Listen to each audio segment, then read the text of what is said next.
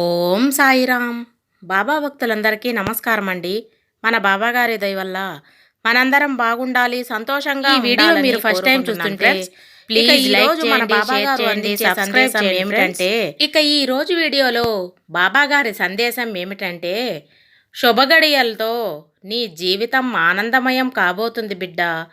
మరి ఈ సాయి మాటను అలాగే నీకు దక్కబోతున్నటువంటి ఆ శుభకరమైనటువంటి జీవితాన్ని తప్పకుండా తెలుసుకోమంటున్నారు. మరి సందేశంలో ఉన్న అర్థం ఏమిటో బాబాగారి మాటల్లోనే తెలుసుకుందామండి. నీ జీవితంలో శుభగడియలు రాబోతున్నాయి బిడ్డ. ఆనందమయంతో నీ జీవితాన్ని గడపబోతున్నావు. మరి ఇక ఆలస్యం చేయకుండా నేను చెప్పేటువంటి మాటల్లో ఉన్న ఆంతర్యం ఏమిటో తెలుసుకునేందుకు నువ్వు సిద్ధంగా ఉన్నావు అనుకుంటున్నావు. చూడమ్మా, చాలా రోజుల నుండి చూస్తున్నాను, చాలా దిగులుగా కనిపిస్తున్నావు. ఎందుకు? నువ్వు అడిగిందే కదా నీకిచ్చాను. అయినా సంతోషం అనేది నీ ముఖంలో కరువైపోయి ఎందుకు ఇలా దుఃఖిస్తున్నావు? అసలు దేని గురించమ్మా నీ బాధంతా? నాతో చెప్పు. కొన్ని రోజుల నుండి చూస్తున్నా, చాలా ఆలోచిస్తూ ఉన్నావు. కనీసం రాత్రులు నిద్ర కూడా సరిగ్గా పోకుండా నీలో నువ్వే నీ మనసును ఓదార్చుకుంటూ గడుపుతున్నావు. బాబా, ఇది నా పరిస్థితి అని కూడా చెప్పుకోవడం లేదు. ఎందుకని? నేను అంతా కానివాడినా చెప్పు. నన్ను మర్చిపోయావా?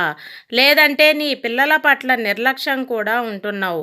అలాగే నీ కుటుంబంతో కూడా గడపక ముందు ఇలా ఒంటరిగా ఎక్కువ సమయం గడుపుతూ ఉంటున్నావు. మనోవ్యాధికి అసలు మందే లేదు, అది నీకు తెలిసిందే కదా. మరి అంతగా ఆలోచించడం వలన నీకు ఎలాంటి ప్రయోజనము ఉండదు. లోకంలో ఎవరికీ జరగనివైతే నీ ఒక్కదానికే జరగలేదు కదా.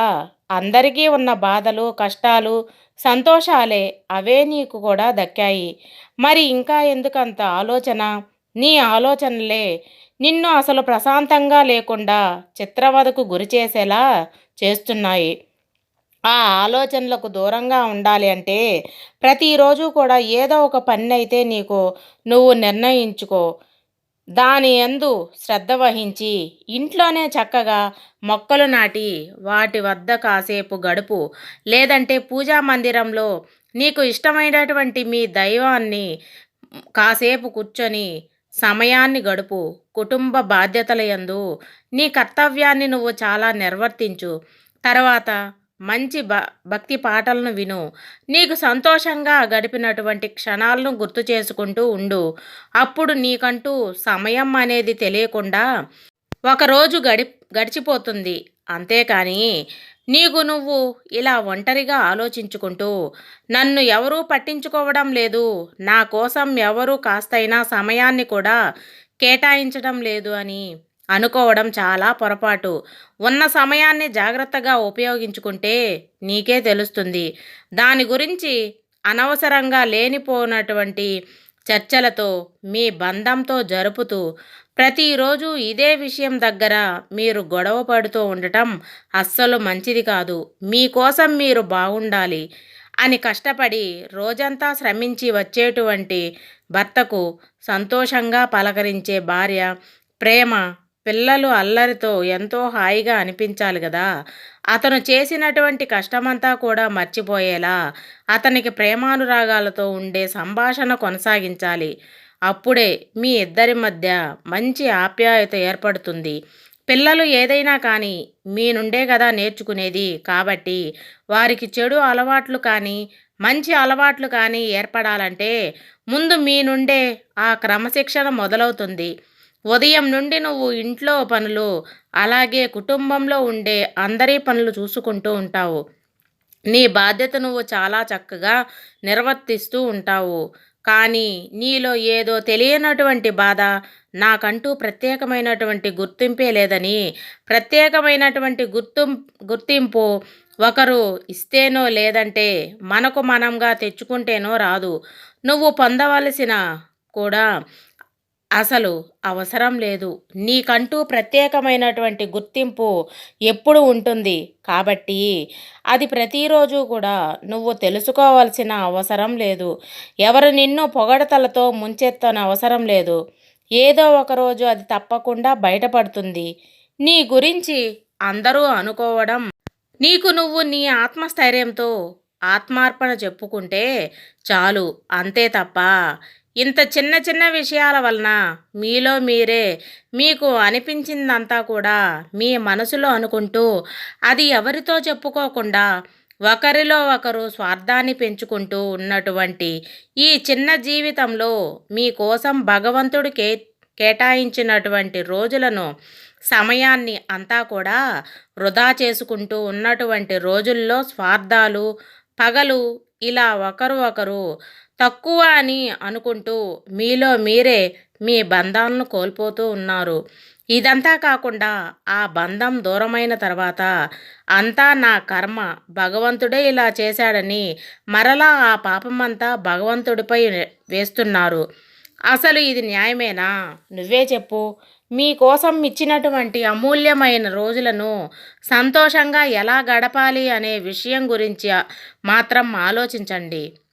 అంతేకాని ఉన్న రోజుల్లో కూడా మీకు మీరే లేనిపోని అపోహలతో కాలాన్ని వృధా చేసుకుంటూ, మీకు మీరే లేనిపోని గొడవలకు కానిచ్చేలా చేసుకుంటూ, మీలో తప్పు ఎవరిదైనా సరే ఒకరినొకరు క్షమాపణలు కోలుకోవడంలో తప్ప లేదు. ప్రేమను పంచుకుంటూ మీ బిడ్డల భవిష్యత్తును మీరే చక్కగా, క్రమశిక్షణగా ఒక మంచి జీవితాన్ని వారికి ఇవ్వవలసినటువంటి బాధ్యత మీపై ఉంటుంది. పసిపిల్లలకు మొదటి గురువులు తల్లిదండ్రులే కాబట్టి మీ నుండి వారు ఏదైనా కానీ నేర్చుకునేదానికి పూర్తి అవకాశం ఉంటుంది.